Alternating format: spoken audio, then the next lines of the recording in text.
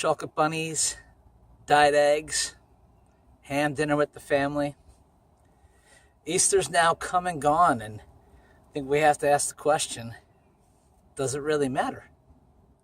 What's the whole point and purpose of Easter anyway? Hey, this is Eric Vagan from Journey Church, following up with you from our service this past Sunday when we talked about why Easter matters. Simply put, the reason why we have Easter is for new life. New life, we celebrate that in the life of Jesus, as he died on Good Friday, and he rose again on the third day, just like he said he would. But, a lot of us think that invitation isn't really for us. We get more caught up in the day-to-day than we do what this really means for me to have new life in Christ. The beautiful thing about Jesus is he was a friend of sinners.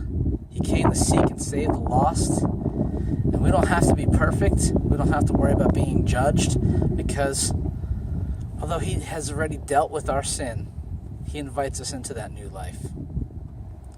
So no matter what kind of background you're coming from as you're watching this, know that you might have had just a really awful life, or you might have been walking with Jesus for a while, been a pretty good person, and then really fallen off.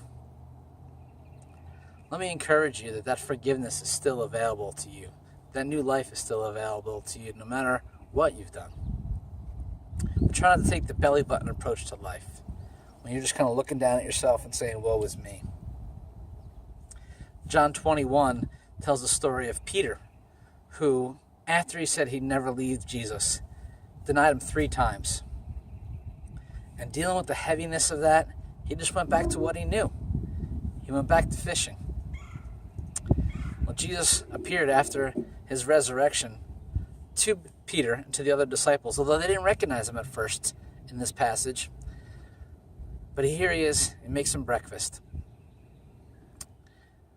And he comes to Peter and he says, do you love me? Of course I love you, Lord, he responds. Feed my sheep. 2 more times, do you love me? You know I love you. Take care of my lambs.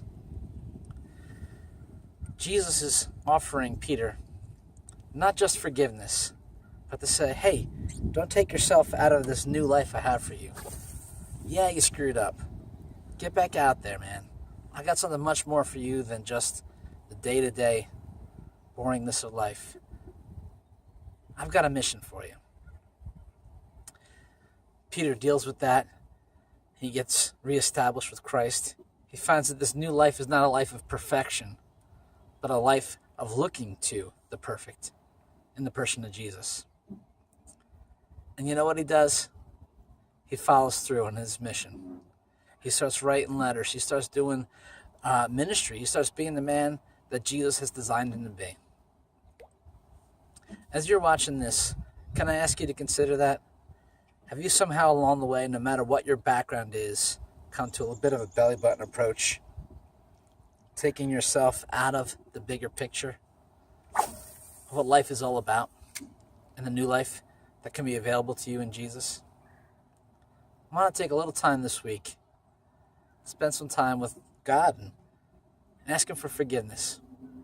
Ask him to help you get your head off of yourself and onto the bigger picture he's got for you. Hey, thanks for watching.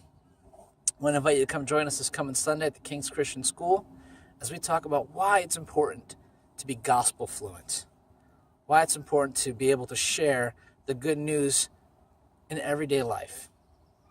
Thanks for watching. Have a great week.